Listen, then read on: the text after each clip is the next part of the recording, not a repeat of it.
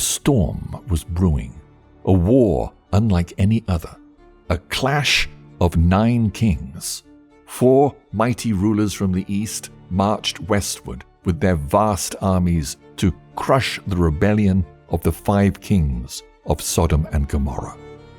The battle was swift and brutal. The enemy forces crumbled before the onslaught of the eastern kings and fled, only to sink into the tar pits that dotted the land.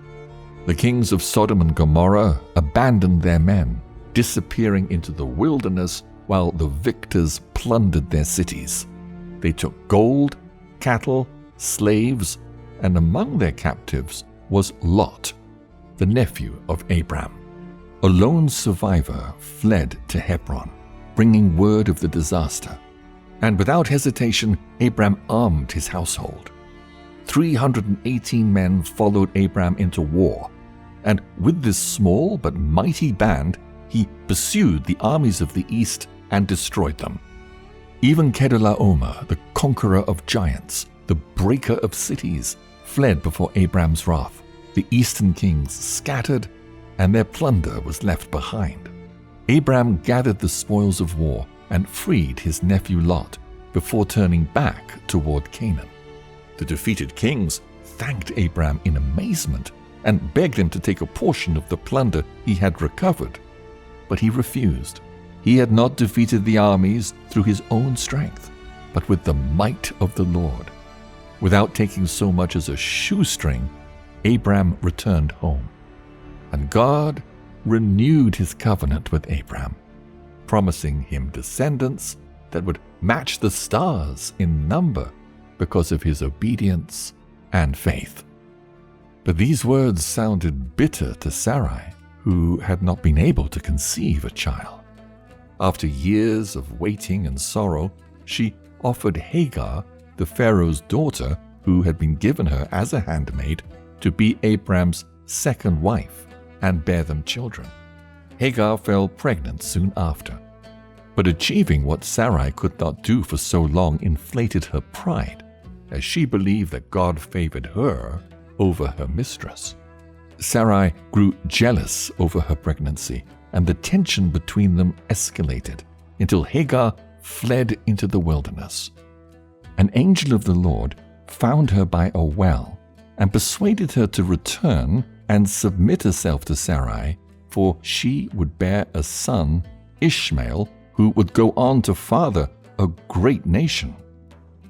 After the birth of his firstborn, God once again renewed his covenant with Abram, instructing him to circumcise every male child that was born in his household.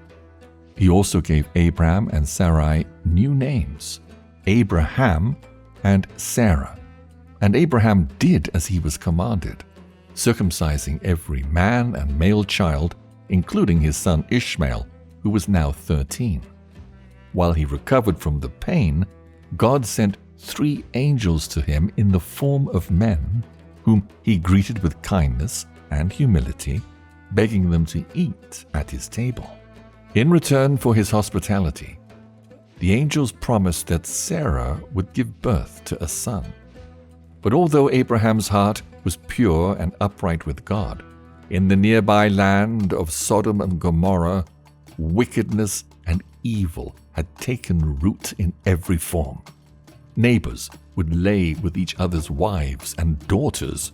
Traveling merchants would be robbed and beaten, and visitors to the city would be tortured or starved to death. One day, Lot's daughter, Paltith, who had married a Sodomite, came upon a starving beggar who was on the brink of death. Feeling compassion for him, she fed him secretly for many days. But when she was discovered at last, the people of Sodom showed no mercy, casting her into a fire and burning her to ashes.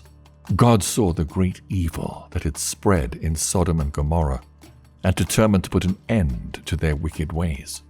He sent forth 2 angels who had dined at Abraham's house to destroy the corrupt cities with fire and brimstone. But on the way, they stopped at the house of Lot, warning him to flee with his family to escape the coming destruction. Despite the danger, Lot was reluctant to leave the land where he had found such prosperity and had to be escorted forcefully from the city. As they fled, Lot's wife made a fatal choice, turning back to look at Sodom and Gomorrah as God's judgment was carried out. In an instant, she was transformed into a pillar of salt, where she still stands to this day. Lot and his daughters fled to a cave, where, thinking that the whole earth had been destroyed, they plied him with wine and lay with him, each giving birth to a son. Eventually, they settled near the river Jordan, and Lot's descendants became the mighty nations of Moab and Ammon.